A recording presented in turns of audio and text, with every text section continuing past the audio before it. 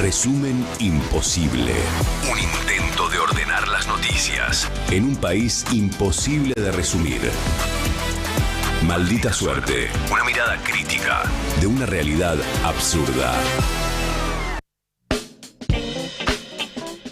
No es la mejor realidad, pero es la que hay y te las vamos a contar. Ahora vamos a tratar de hacer este compendio de todo lo que pasó en las últimas horas, que fue un montón. Vamos a estar hablando de los trenes, qué pasa con los trenes, hay paro, no hay paro. Vamos a hablar de la reforma laboral, por supuesto. Vamos a hablar de la salida de la baña del INDEC y todos los dibujos, que unas piruetas, pero que ni el Cirque du Soleil, que hubo anoche y hoy de muchos funcionarios y periodistas también, pero la verdad, unos pirituones tremendos. La realidad no fue tanto. Alguien le tiene que avisar bien a Majul que lo que tiene que decir. Sí, la verdad. Porque lo hacen confundir. No le digan lo que tiene que decir, lo que tiene que saber en off y lo que tiene que decir en on. Díganle solo lo que tiene que decir en on, porque si no se le confunden. Sí. Me parece que eso pasó. Le explicaron lo que estaba pasando y dijo la verdad en vez de decir lo que tenía que decir. Exactamente. Bueno, en el mientras tanto ya estamos, segundo día de esta semana de febrero, de este mes, que arranca con sesiones extraordinarias. Hay mucha rosquita ahí en el Congreso. Hay otros temas además de la reforma laboral. Vamos a hablar un poquito de la ley de glaciares. Así que bueno, todo esto, mientras tanto, arrancó nuevamente después de la feria judicial, con un bombazo también, la continuidad del juicio por los cuadernos. Vamos a ver qué es lo que pasó en el día de hoy con la defensa de Cristina Fernández de Kirchner. Así que todo esto y mucho más acá en este resumen que comienza de esta manera, mientras ustedes dejan un like, un me gusta, un comentario y le dan a la campanita, le dan al suscribir, le dan a todo, que eso siempre colabora mucho para que este contenido llegue a mucha más gente. No soy yo, esta vez no soy yo. Vamos a empezar con ¿qué va a pasar con los trenes? Atención, información de hace minutos nada más.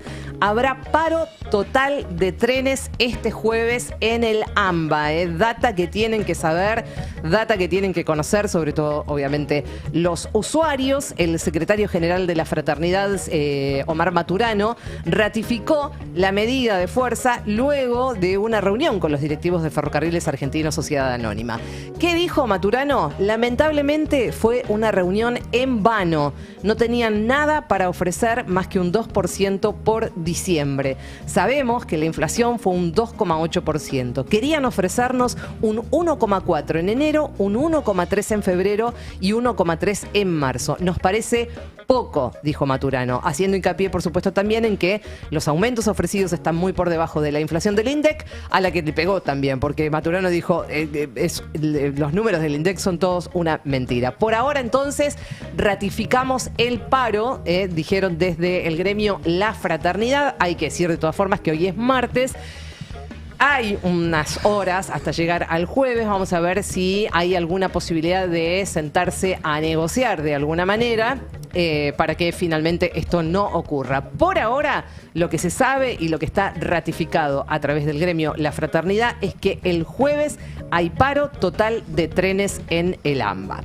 Cambiamos de tema. Vamos a ver ahora sí un poco más sobre las repercusiones de la salida de Marco Labaña del INDEC. Bueno, ayer habló Caputo a la mañana, Caputo a la tarde, Majul a la mañana, Majul a la tarde, Adorni durante todo el día. Toda la tarde. Toda la tarde.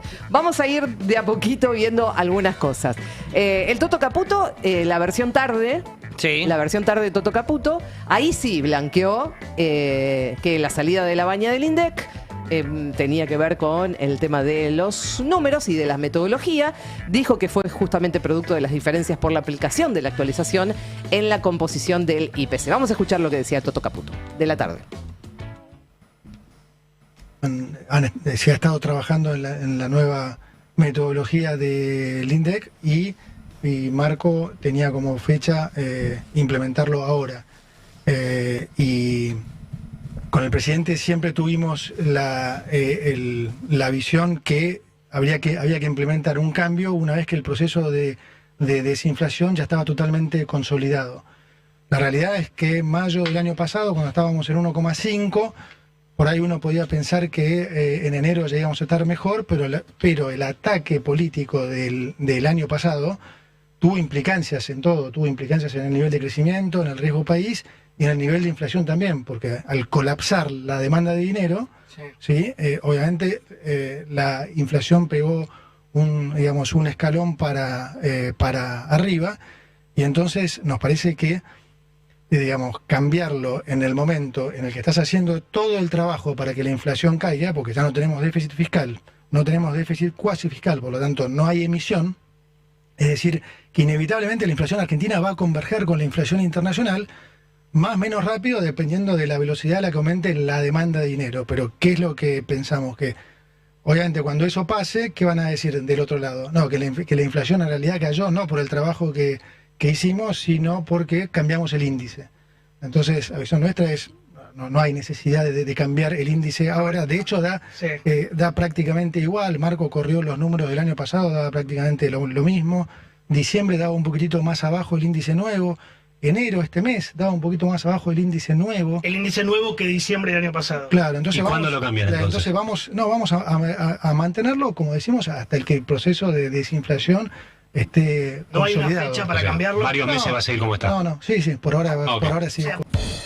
Es alucinante. No, es espectacular. No, es alucinante esto. Porque el argumento es que la inflación puede bajar tanto que la gente No va a le desconfiar. creer. Claro.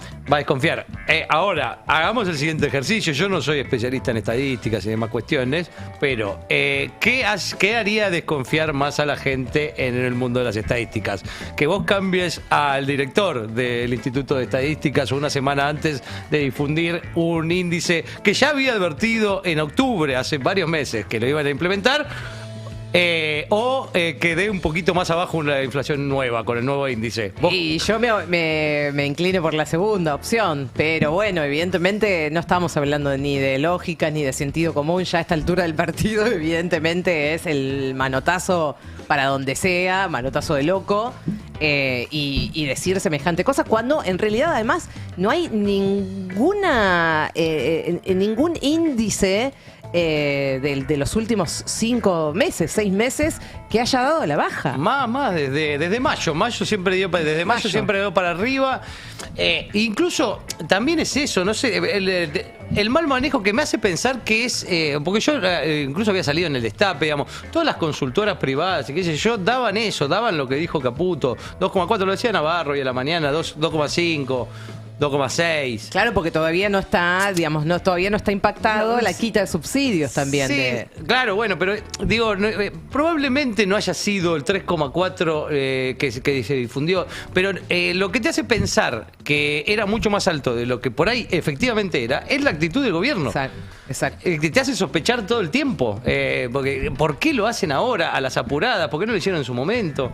El que va a reemplazar a Marco Lavagna es Pedro Lines, que está a cargo del organismo. Ayer, no solamente esto lo contó el propio Toto Caputo, pero para hacer un pequeño perfil de quién es oriundo de Santiago del Estero, se formó como licenciado en Economía en la UBA y como magíster en Economía en UCEMA. Mirá vos, de UCEMA, ya formaba parte del INDEC, donde se desempeñaba como director técnico desde 2018. Me encanta, director técnico, es como un equipo de fútbol. Director técnico del INDEC. Un dato curioso que llamó un poco la atención es que horas antes de su nombramiento, eso seguramente lo deben haber visto, Lines aparecía, dijo, bueno, se va a Lavagna, me tengo que ir también. Dijo, bueno, vamos a actualizar el LinkedIn.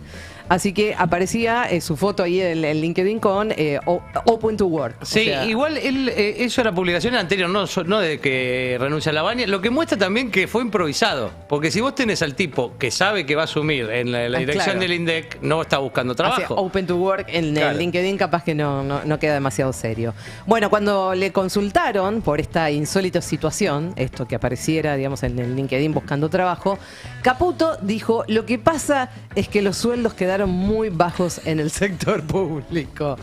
Nosotros venimos cobrando muy mal, dijo Caputo. Claro. ¿No? Desde que asumimos, no modificamos, no tocamos el salvo ahora. Salvo ahora que se aumentó en un 90%. Salvo pero bueno, ahora, bien, dijo. Bien, buena paritaria. Claro, y le preguntaron cuánto cobraba y todo. Bueno. Igual me dio lástima lo del INES. La verdad que se perdieron una oportunidad. Si van a andar dibujando los números, lo hubiera llamado Nick.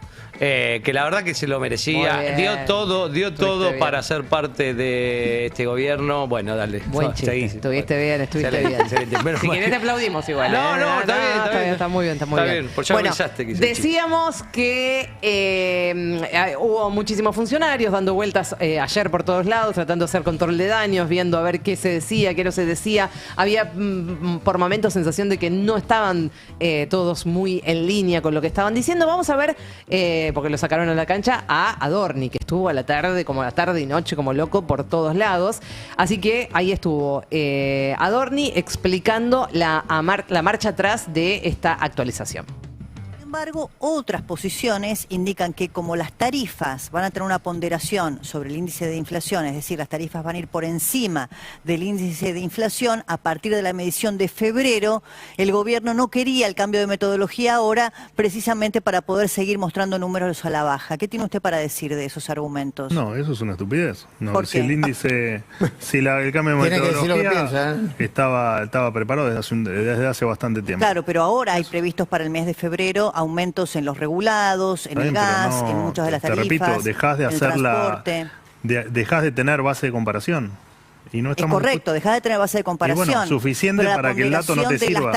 Nosotros queremos mostrarle a la gente lo que era un gobierno empobrecedor hasta el 10 de diciembre de 2023 y por qué hicimos lo que dijimos que íbamos a hacer en términos monetarios y en términos fiscales y por qué ese resultado se vuelca a los números de inflación. Y eso, si modificamos la base de comparación, nos van a decir que el número era falso. Y lo que queremos es que la gente no tenga dudas con el trabajo que se ha hecho en materia inflacionaria. Claro, ahora el número porque con detrás el de un cambio punto de inflación, crecería, ministro. ¿Cómo? Con el cambio metodológico, ¿el número de inflación podría crecer si la ponderación de los regulados es mayor en el índice? No lo sé, pero no es parte de... No importa, no es algo que nosotros... Si hay algo que nosotros no estamos dispuestos es hacer lo que hizo el kirchnerismo falseando datos. Nosotros eso no lo vamos a hacer. Se nota. No se nota, pero además con ese criterio es nunca...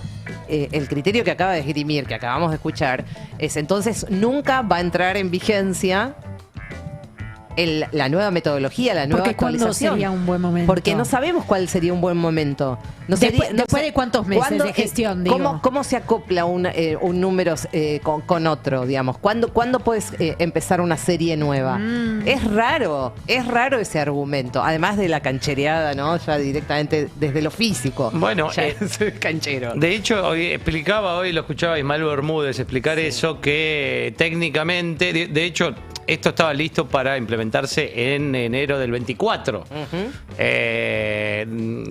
En enero del 25, digo. Ahora se fue posponiendo hasta que se iba a implementar ahora en enero del 26. Sí. Pero lo que decía Ismael Bermúdez es que se tiene que implementar a principio de año. Claro. Que ahora lo que sería lógico es que el año que viene es el 27, pero el 27 van a decir no porque es año electoral y no hay que cambiar la ponderación de la inflación. Entonces y de vuelta no va a cambiar. Nunca. La sensación que da es que por lo menos mientras esté este gobierno no va a haber ningún tipo de modificación o actualización en cuanto a la medición del IPC. Adorni ahí estuvo en La Nación Más, de ahí se lo llevaron a TN. Se cambió de estudio, sí, claro. Se fue a lo de Jonathan Viale y ahí insistió con que la inflación, escuchen esto porque... No es chiste, no es joda, dejen de reírse ustedes, porque esto es verdad, esto lo dijo. Que ahora, a mitad de año, la inflación va a empezar con 0. A mí me preocupa la escalerita que se dio desde mayo para acá. Escalerita es, si querés la podés poner acá, 1.5, 1.6, 1.9, 2.1, ¿verdad? Y llegó a 2.8 en esto que vas a ver ahora, esto. Está bien, pero esto es la inflación. Esto no es ni más ni menos el costo de tener unos impresentables del otro lado del mostrador, ¿no? Fue el costo de la campaña, de una campaña electoral y de un esquema de vieja política que intentó bajo todos los medios hacer que el gobierno no siga adelante. Bueno, no lo lograron. ¿Va a ir para abajo ahora? Digamos, ¿cómo va a ser el 2020? Sí, claro que va a ir para abajo. Pero el presidente lo dijo, después de mitad de año vamos a empezar a ver el índice que empiece con 0. Después de mitad de año. El trabajo está hecho. Lo demás son cuestiones de coyunturales y cuestiones de tiempo, ¿no? No se me ocurre cómo puede a mitad de año empezar con 0 el número de inflación. Y bueno, ahí está. Están todos listos para que empiece con 0. Si quieren, lo podrían empezar con -10, como el chinchón, si quieren. Y ya está, se van a poner lo que se les canta al orto, boludo. ¿Sí? La verdad. Empiece con -10. ¿Qué empiece con -10? Deflación total. Sí. No, y además, esta idea de que tiene que ver con las elecciones y que, bueno, que es el efecto Q, que qué sé yo. En octubre fue la última elección. Y no ha parado de subir la inflación desde ese momento, cuando ya nadie hablaba de las elecciones, cuando ya había ganado Milei, cuando ya estaba todo. Sí, hubo 2 meses después. Claro, noviembre y diciembre, o sea y de hecho solo fueron los 2 meses no más altos del año, porque en marzo hubo un pico de 3,7, pero... La pregunta que nos hacíamos es ahora, porque el martes se tiene que conocer el número de inflación, el número del IPC, o sea... Se suponía que ya estaba todo preparado, porque enero arrancaba con esta nueva metodología, con esta actualización. ¿Qué número vamos a conocer el martes? Era una duda que teníamos y esta mañana con Carla hablamos con Fabián Peñalba, que es delegado gremial del INDEC, que punto número 1 contó que fue muy sorpresiva la salida de Marco Lavagna, los tomó realmente por sorpresa. Y por otra parte también contó que vienen midiendo a través de las 2 metodologías, por lo que ya está listo el número de inflación con la vieja metodología y que es el número que vamos a ver el martes. ¿Y si era algo que estaban esperando o los tomó por sorpresa? No, nos tomó por sorpresa. Nosotros ayer cuando llegamos al instituto no sabíamos nada, nos enteramos por el masivo que mandó Lavagna y la verdad que nos sorprendió, nos pareció intempestivo, sobre todo a una semana de salir el índice con la nueva medición y bueno, en ese momento empezamos a tener suspicacia de que esto podría llegar a no salir, que después se termina confirmando con la salida del ministro, con la declaración del ministro. Vos mencionabas el tema de la semana que viene sale el dato con el nuevo indicador y ahí te lo consulto porque es una de las dudas que tenemos.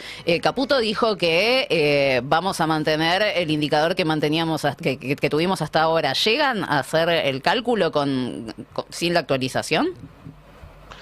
Sí, el INDEC viene haciendo los 2 cálculos desde durante todo el 25. Entonces están listos los dos indicadores. Lo grave de todo esto es la injerencia del Poder Ejecutivo sobre una decisión puramente técnica. Es por eso que nosotros desde siempre venimos pidiendo la autarquía del instituto. No puede ser que el gobierno, en el 2007-2015 fue el gobierno de Néstor y Cristina, ahora es el de Milei que se mete en una decisión puramente técnica porque, no sé, en su fantasía creen que esto va a dar diferente. Digo, y los indicadores vienen dando muy parecidos, o sea, no hay diferencia entre uno y otro, y sí genera un manto de sospecha sobre la sociedad al querer hacer este tipo de cuestiones, ¿no? Bueno, es incalculable el daño que puede hacer esto. La verdad es que está todo el mundo hablando, salvo, digamos, los defensores férreos, digamos, de los libertarios. Está todo el mundo con quien hables, a quien le preguntes, a quien escuches, a quien leas, diciendo que esto es verdaderamente un mamarracho. E insistimos esto, que no sabemos qué consecuencias puede tener esto para adelante a propósito de, no sé, de lo que pasó con los bonos que estaban atados a la inflación, muchos que compraron los bonos pensando, digamos, que esta nueva metodología iba a empezar a funcionar a partir de enero. Digo, hay algo ahí que habría que ver si no termina siendo como una especie de estafa, ¿no? Claro. Habría que ver, digamos, y qué consecuencias legales puede tener.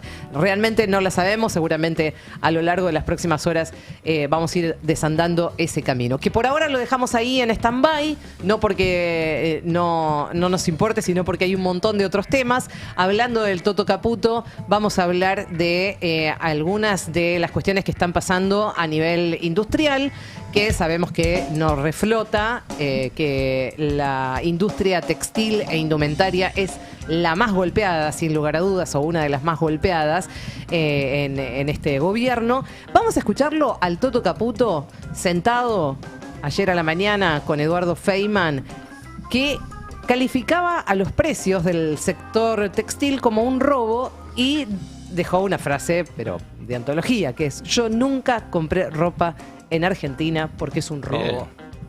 No compré nunca en mi vida ropa en Argentina, porque era un robo. Entonces lo que teníamos posibilidad de viajar o algo, comprábamos afuera. ¿A quién perjudicaba? Al que menos tiene. Convengamos que las 150.000 familias que trabajaban en esto no es que son millonarias y le dieron un impulso al país impresionante. O sea, los que se beneficiaron eran los dueños, que los conozco a la mayoría, excelente gente, los quiero mucho. El que no viaja en primera no es porque viaja en economía, es porque tiene avión privado. Le ha ido bárbaro a los propios dueños, producto de que hace 40 años los argentinos subsidiamos pagando la ropa no un poco más cara, no un 10% o un 20%, 5, 6, 10 veces más cara. Bueno, hay un punto ahí de todas formas. Sí, bueno, es lo que venimos hablando. Sí, claro. Lo que pasa es que decir, yo nunca compré ropa en la Argentina. No, y hablar de robo, bueno, baja un poquito. De hecho, el que le respondió fue Claudio Drescher, que es presidente de la Cámara Argentina de Indumentaria, y dijo que el 80% de los empresarios votaron a este gobierno para que cambie la situación, y lo que vemos es que eso no está pasando. Que estamos muy desilusionados. Te diría casi con tristeza ver que el cargo tan importante de un ministro de Economía se refiere con tanto sarcasmo, diciendo que él no compra ropa en la Argentina, que la compra del mundo. La verdad que sé que es un viajero constante desde que nació, porque si nunca compró ropa en Argentina es rarísimo, pero yo le diría al ministro, con todo respeto, que en realidad no compra ropa y tampoco compra autos en Argentina, porque valen el doble.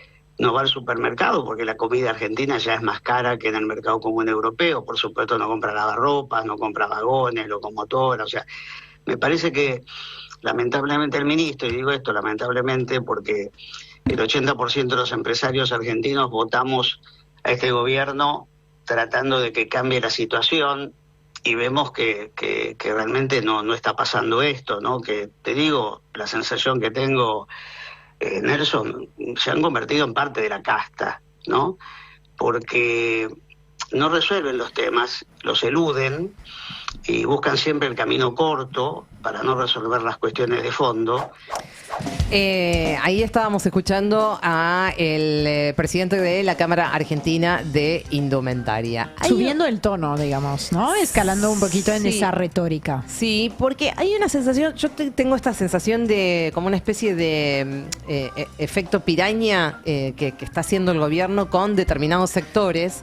Pasó con Paolo Roca, que le fueron todos al humo, y digamos con la industria metalúrgica en general y con Roca en particular, independientemente de lo que cada uno de nosotros piense sobre sí, o puede opinar, digamos, sí. uno de los tipos más ricos de la Argentina y que mayor injerencia tiene, digamos, dentro de el armado económico. Ahora, también está pasando este efecto piraña, lo estamos viendo, porque también salió Adorni a hablar de la industria textil. Entonces es como, bueno, salimos todos y atacamos a uno. Es esa más o menos la metodología que están utilizando. Y justamente Adorni fue el que dijo, también ayer, traes un jean de afuera, explícame dónde se pierden los puestos de trabajo, y vamos a ver un momento extraordinario de la televisión argentina, muy similar al que en algún momento protagonizaron Facundo Manes y Fantino.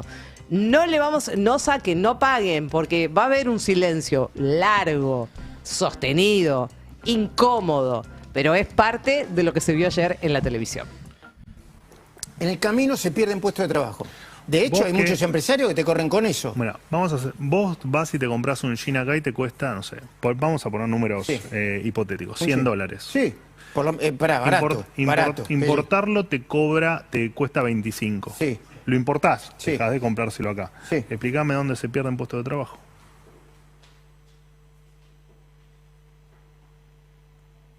Te escucho, ¿eh? No, está bien. ¿Dónde se pierde el puesto de trabajo? No, ahí no. En ese caso no. Empieza a trabajar. En ese caso no, Claro. dice. ¿Por qué Majul dice en ese caso no? No, Pero no. sí, Majul, en ese caso No sí. sabía qué responder, no le dieron la respuesta y faltaba en la ficha. Es impresionante, ¿no? Ese momento fue único. No, y el Único. otro dice que sí también. Y él dice, en ese caso no se pierden puestos de trabajo. ¿En qué caso se pierden puestos de trabajo? Si vos traes todo importado de afuera. ¿Cómo la respuesta es no, en ese caso no? Sí, está todo mal, Gaby, porque en la realidad hay debates, pero esto lo venimos diciendo desde que asumió Milei. Y me hace pensar en el comentario tuyo, Gaby, del otro día, la parte por el todo, ¿no? Hay debates pendientes, hay reformas para charlar.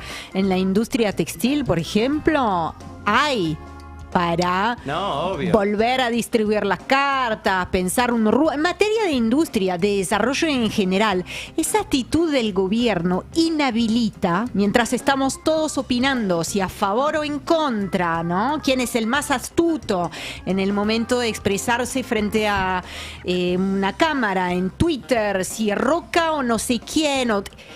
Mientras esto sucede, no se dan los debates, inhabilita la posibilidad de un debate constructivo que se debe a la Argentina y que tiene que ver con el rumbo que quiera tomar en su matriz económica, de desarrollo industrial y la creación de empleo que sea de calidad, que sea bien remunerado. No se dan esos debates, porque estamos todo el tiempo en el barro viendo quién tiene más razón. Sí, o quién pega más fuerte, o quién pega más con la mano abierta o Yo no. estoy esperando, igual lo que pasa es que esas cosas no pasan, porque tampoco el gobierno nacional da entrevistas donde le puedan hacer preguntas o qué sé yo, pero digo, la explicación que hace después de esto, porque la verdad que fallé como cultura actual y tuve que ir a ver el entero, porque no podía entender a dónde iba Adorni con ese razonamiento. Sí. Y el razonamiento es como lo que escribe Sturzenegger en 50 líneas en Twitter, lo intentó resumir en una, que es, bueno, si ahora sale 25, los 75 pesos que te ahorras van a dinamizar el resto de la economía. Entonces eso va a generar otro tipo de trabajos. Esa es la dinámica que le quiere, el relato que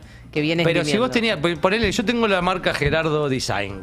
Yo vendía jeans a 100 pesos, como dice Adorni. Ponele, 30 le pagaba, 30 de esos 100 pesos iban a 3 trabajadores que cobraban 10 cada uno. 20 iban a la materia prima, 10 de impuestos, me quedaba 40 yo. Ahora importo 1 por 20, que se lo lleva un chino, 20, y yo me quedo con 5 y ahorro 75 más. ¿En qué voy a gastar yo, que soy Gerardo Design, y ahora estoy importando desde China y dejé sin ingreso a 3 trabajadores y a un proveedor? ¿En qué voy a gastar yo? ¿En abrirme otra empresa que emplee a esos 3 trabajadores y a ese proveedor que no tienen más ingresos? ¿O a irme al Caribe? Claro, no me decepciones, Gerardo, por favor. Al Caribe. Andate al Caribe, obvio, por supuesto. obvio. No, y además se habla de reconversión como si fuera, tan fácil. no sé, darle vuelta a una media. Tal y no cual. es así. Porque ellos además no paran de decir esto. ¿Cuándo fue? ¿Ayer, antes de ayer? Que dijeron, bueno, esos trabajadores pueden hacer otra cosa. ¿Cómo es que pueden hacer otra cosa? Y además, ¿hacia dónde? Sí, el mismo Caputo ¿Hacia lo decía dónde? ayer, sí. No, el mismo Caputo. Sí. Bueno, ¿hacia dónde además? Tiene que ser, si realmente pensás que hay que modificar algo en la matriz económica, del desarrollo productivo de este país, bueno, hay que tener un plan. Este gobierno no tiene plan. No, y de hecho, en esto que decís que nos estamos privando de debates profundos y serios a propósito de cómo cómo se van dinamizando las diferentes economías en el mundo, probablemente producto de el avance de la tecnología ya a un nivel realmente muy, muy vertiginoso. Es decir, nos estamos privando de ese tipo de debates. Es en qué se va a convertir la Argentina, en qué se puede convertir la Argentina. Si es necesario destruir de la manera que se está destruyendo la industria, por ejemplo, textil, porque vamos a la realidad, que es completamente otra.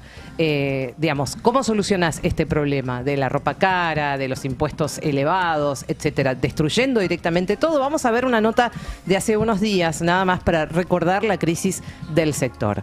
Y ahí, justamente lo que se decía, epidemia de cierres en la industria textil, Nike, Halal y, bueno, Marix Zavalli también están cerrando fábricas.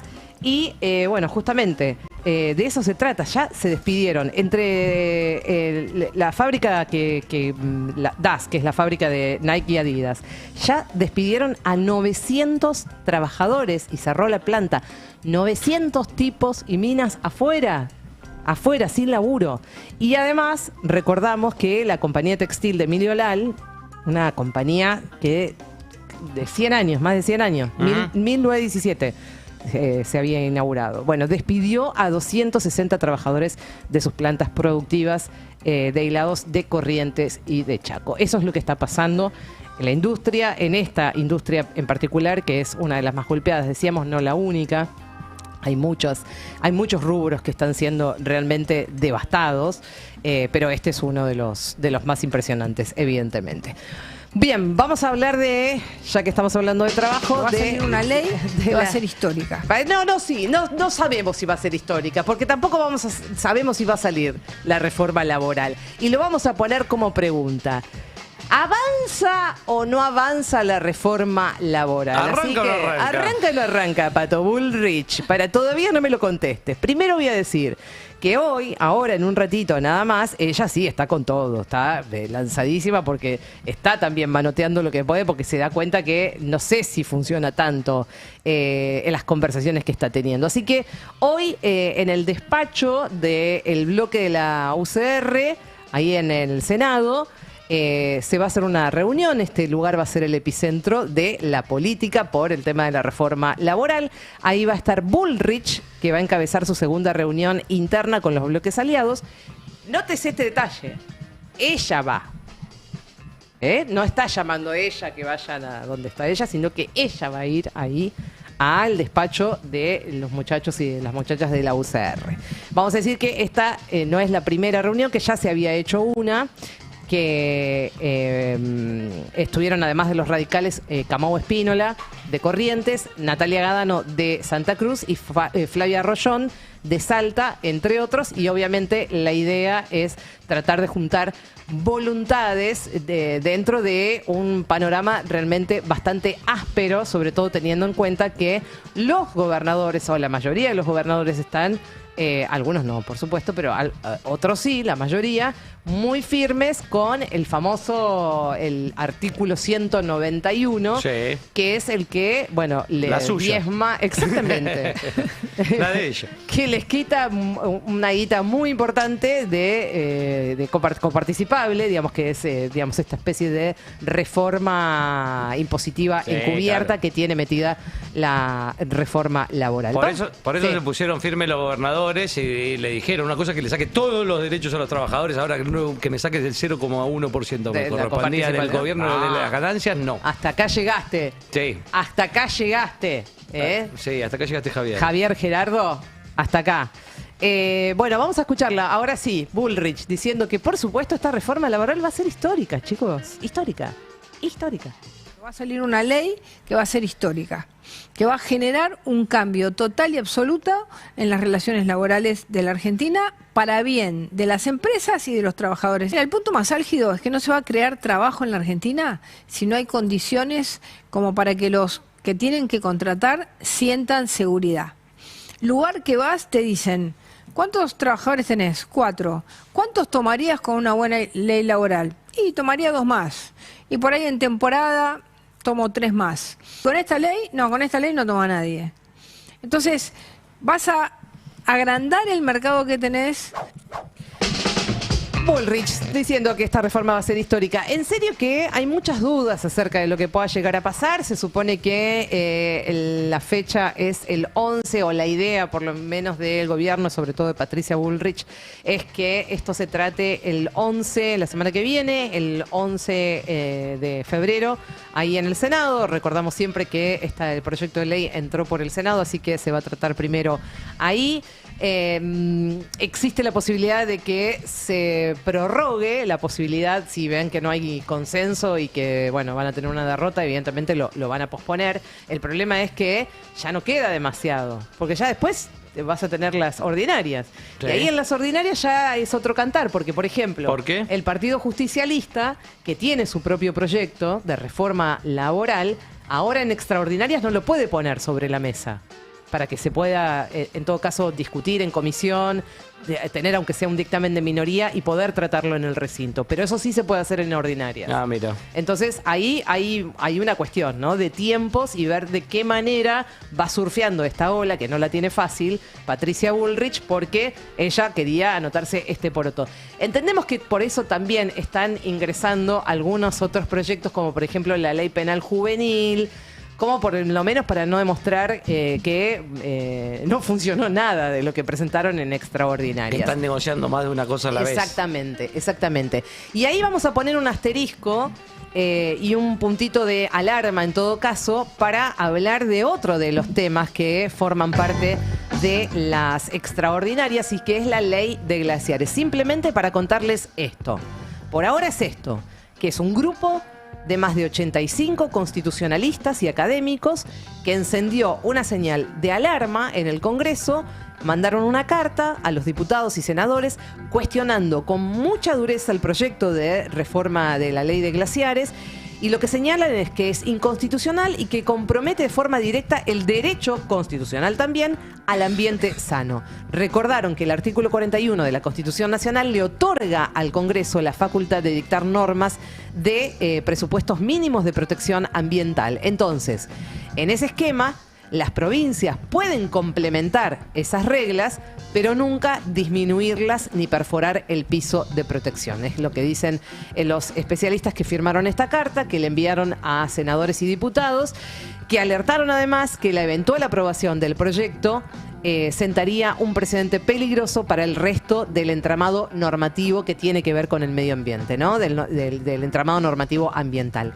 El temor es que se habiliten retrocesos similares en otras leyes claves, como por ejemplo los impactos directos sobre la ciudadanía y también sobre actividades productivas energéticas. Simplemente ponemos un asterisco ahí en relación a esta otra ley o este proyecto de ley que pretende tratarse en el Congreso ahora en este periodo de extraordinarias.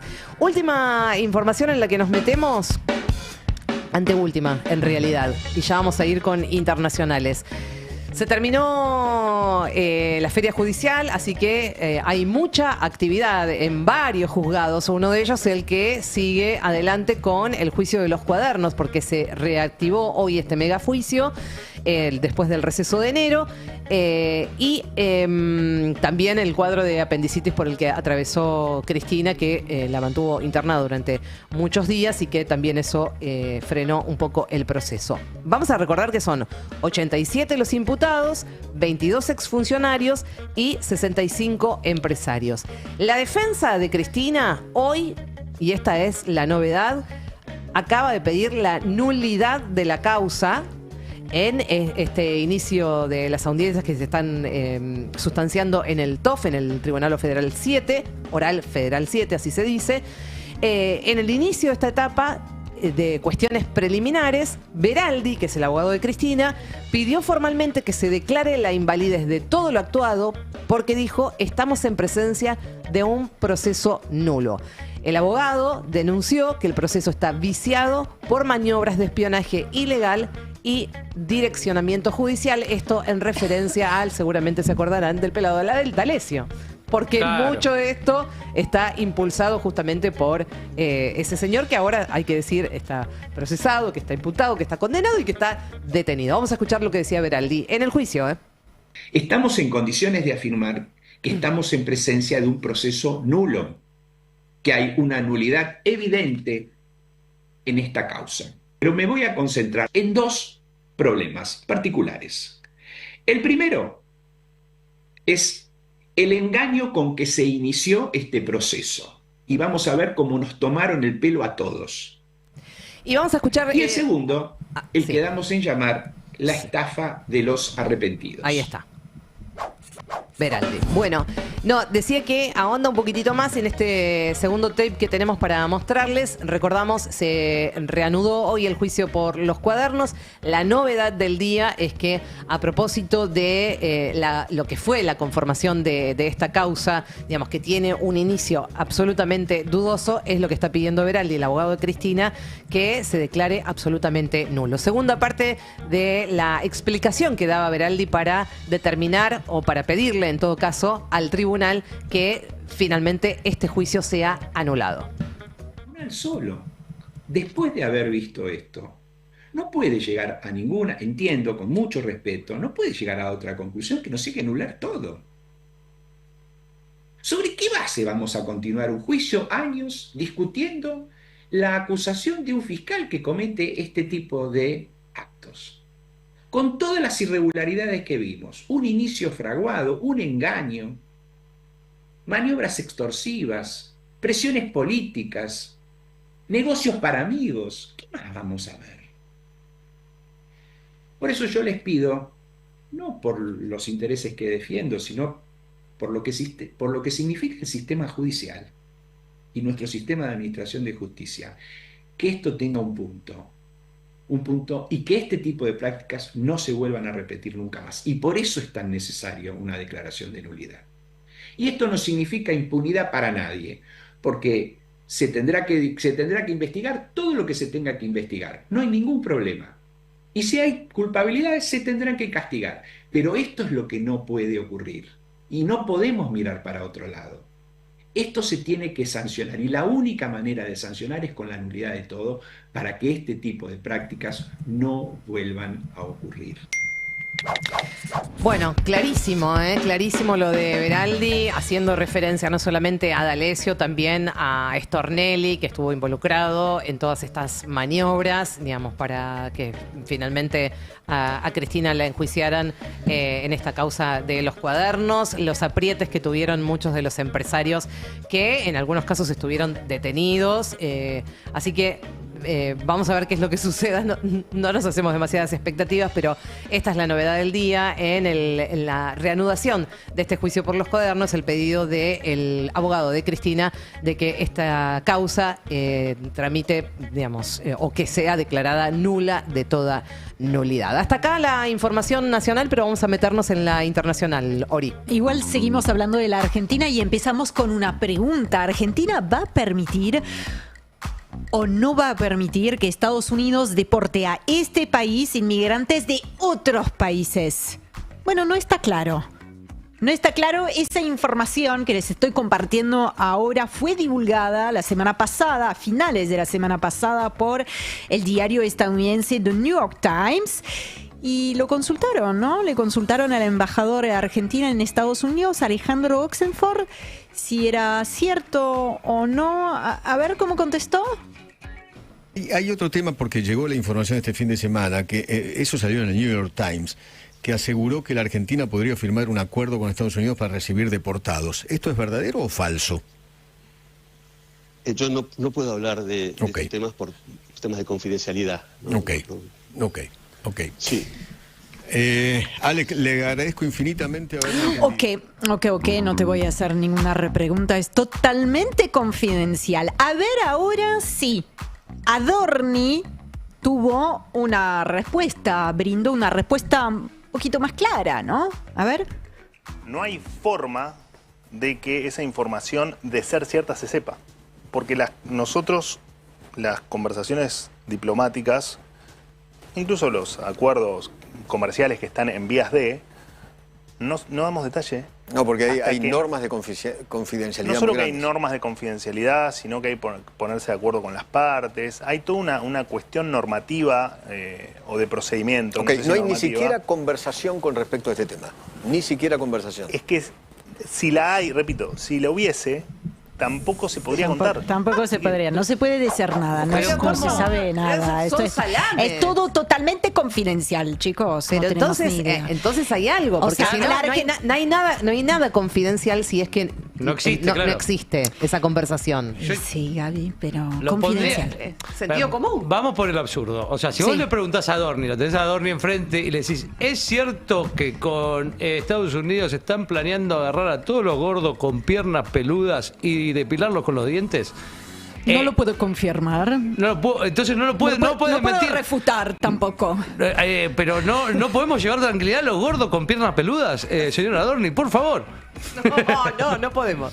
No podemos hablar. Bueno, esto es lo que el gobierno no puede decir, aparentemente, y sus voceros, pero nosotros sí podemos decir algo, y es que el gobierno de Donald Trump ha deportado a migrantes a varios países, dispuestos a recibirlos, dispuestos porque como parte de una negociación. Esto ya está sucediendo, por ejemplo, con El Salvador, también está sucediendo con Costa Rica, con Panamá, y bueno, Argentina podría pasar a ser parte de ese combo, ese puñado de países que aceptan recibir inmigrantes deportados desde Estados Unidos, pero que son originarios de otros países, ¿no? Que no son originarios, por ejemplo, de la Argentina.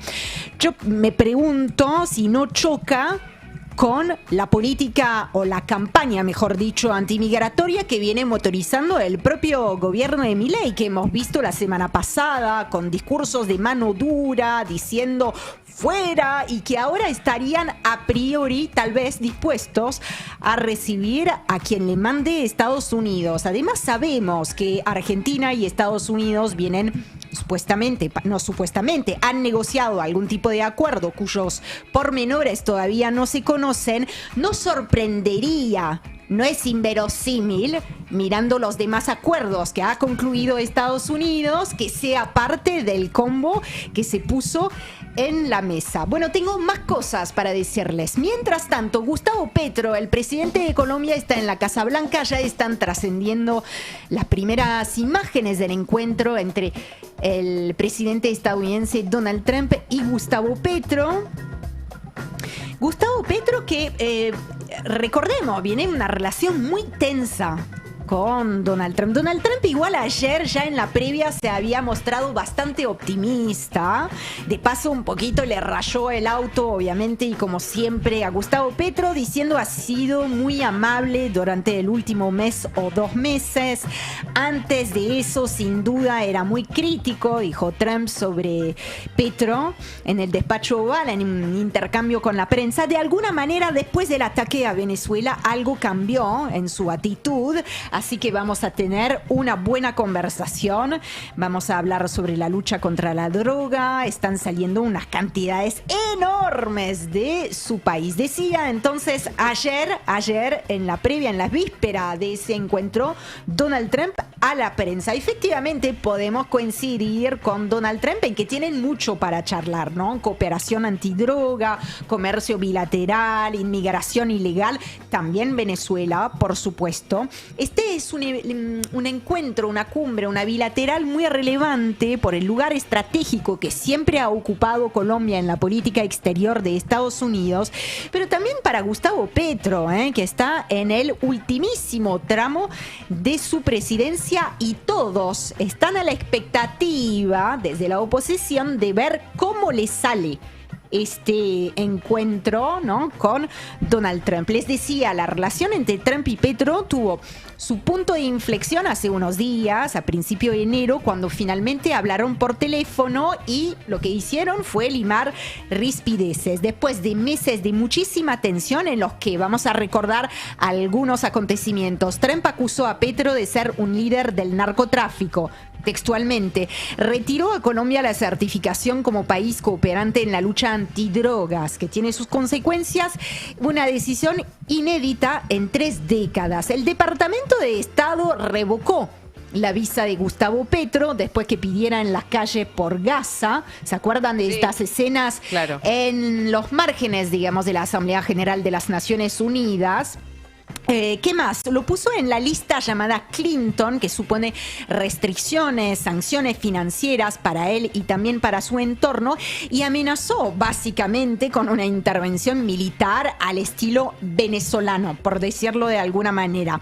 Bueno, mientras tanto, entonces vamos a tener pronto alguna novedad al respecto. Les decía, ya están empezando a trascender las imágenes del encuentro. No sabemos todavía sobre el contenido de lo que allí se pactó, creo yo, a menos que hagamos un F5.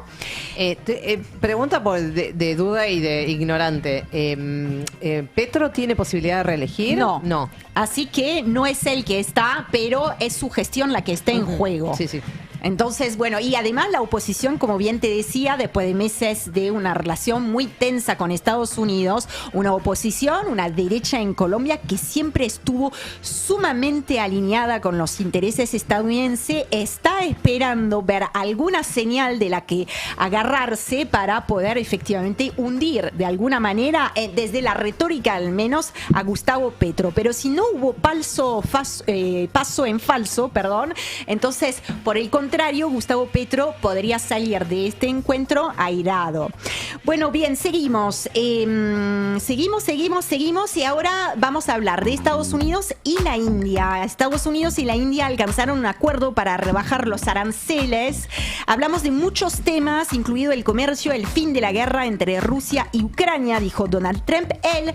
Dijo Trump, haciendo referencia al primer ministro indio, aceptó dejar de comprar petróleo ruso y comprar mucho más a Estados Unidos y potencialmente a Venezuela. Bueno, según Donald Trump, todo esto va a ayudar a terminar la guerra en Ucrania. Recordemos que a mediados del año pasado, lo que hizo Trump como parte de esa guerra comercial y arancelaria es duplicar los aranceles del 25 al 50% sobre todos los productos importados desde la India, en represalia, oficialmente al menos, por las compras indias de combustible ruso. India siendo para Moscú, para Rusia, el principal cliente del sector energético, petróleo, gas, después de China, ¿no? Lo que le permite, de hecho, a Rusia aplacar de este modo los efectos de las sanciones que han tomado varios gobiernos de la comunidad internacional. Otro dato para tomar en cuenta respecto de la fecha en que se da a conocer ese pacto, ese acuerdo entre ambos países, es que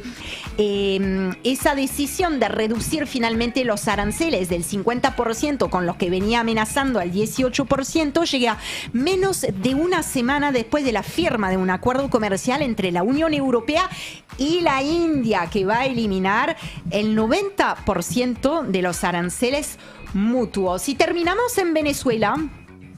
Seguimos hablando de Estados Unidos, por supuesto, porque este martes 3 de febrero se cumple un mes de la intervención militar estadounidense en suelo venezolano, el bombardeo de Caracas, como olvidarnos de las imágenes, y el secuestro de Nicolás Maduro y su esposa, encarcelados todavía, obviamente, en Nueva York. Siguen ahí, ¿no? Siguen en cana, digamos. Sí, absolutamente. Como parte del deshielo entre Estados Unidos y Venezuela, la encargada de negocios de hielo, entre comillas, ¿no? La encargada de negocios de Estados Unidos para Venezuela, Laura Dugú, llegó a Caracas para reabrir la misión diplomática cerrada desde 2019. El trabajo ya comenzó, dijo la encargada de noticias, iba a decir, de negocios, que publicó, que compartió en sus redes este video. Es un momento histórico para ambos países. Como dijo el secretario Rubio, queremos una Venezuela amigable, estable, próspera y democrática. Para lograrlo, mi equipo y yo vamos a trabajar mano a mano con los venezolanos, representantes de una variedad de sectores y perspectivas. Vamos a ejecutar el plan de 3 fases. Primero, la estabilización del país y la restauración de la seguridad. Segundo, la recuperación de la economía para el beneficio de todos los venezolanos. Y tercero, la transición hacia una Venezuela amigable, estable, próspera y democrática. Qué bueno, buen plan, Planazo. Ha tomado decisiones y ahora las estamos implementando. Planazo. El anuncio de la reapertura del espacio aéreo. Y bueno, Estados Unidos tiene muchas ganas, porque lo ha dicho en reiteradas veces, no solamente en este video. Ya podemos bajar un poquito el audio y compartir ahora la imagen, porque también lo dijo acá en su tweet. Hoy me reuní con Delcy Rodríguez y Jorge Rodríguez. Es interesante ver que no los nombra junto con su cargo, como se suele hacer, sobre todo cuando hay posteos de manera oficial, ¿no? ¿Quién serán Delcy Rodríguez y Jorge Rodríguez para Estados Unidos en este momento? Esto en un tweet, ¿no?, que compartió la encargada de negocios, y ahí también reitera esas 3 fases que se están convirtiendo más que en una realidad, en un lema, ¿no? Recuperación económica, reconciliación y transición, estabilización. También quieren una Venezuela amigable, dijo ella. No sé qué será una Venezuela amigable, supongo que responda a las órdenes de Estados Unidos. Y no he escuchado ninguna mención a un proceso electoral. Raro, ¿no? Por gente que estaba tan preocupada por la democracia. Pero que ya dijeron, por ahora no. Por ahora no. Eso de Finalmente votar, no. Eso de votar no. Que ya quedó en el pasado, ¿no? ¿Qué sabemos hasta ahora? Y ya vamos cerrando. Sabemos que las decisiones del gobierno venezolano serán dictadas, estoy citando textualmente, ¿no?, por Estados Unidos, según dijo en su momento la vocera de la Casa Blanca. Sabemos que Venezuela solo comprará productos fabricados en Estados Unidos. Acá también cito textualmente declaraciones de Donald Trump. Sabemos que Venezuela le entregará entre 30 y 50 millones de barriles de petróleo a Estados Unidos. Otra declaración textual de Donald Trump. También sabemos que la venta del petróleo de Venezuela será por un tiempo indefinido, ¿no?, bajo control estadounidense. Esto lo dijo el secretario de Energía estadounidense. También dijo que el dinero que resulte de estas transacciones se depositará en cuentas controladas por Washington. Esto ya está sucediendo porque hay guita efectivamente en cuentas en Qatar. También sabemos que Trump se reunió con ejecutivos petroleros en la Casa Blanca. Dijo que habrá una inversión de al menos $100 mil millones del capital de ellos, no del dinero del gobierno, dijo textualmente Donald Trump. Esto destinado supuestamente a la infraestructura de Venezuela. Sabemos también que se ha modificado, aprobado la semana pasada, la ley de hidrocarburos. También sabemos que Delcy anunció el cierre de la cárcel de Lelicoide y el impulso a la ley de amnistía. Todo esto en las últimas horas. Sabemos también que fueron liberados varios cientos de presos políticos y, sin embargo, lo más interesante es todo lo que todavía no sabemos. Hemos tratado de resumir, es bastante imposible, por eso le pusimos resumen imposible, pero bueno, esa fue nuestra edición de las noticias de Argentina y del mundo.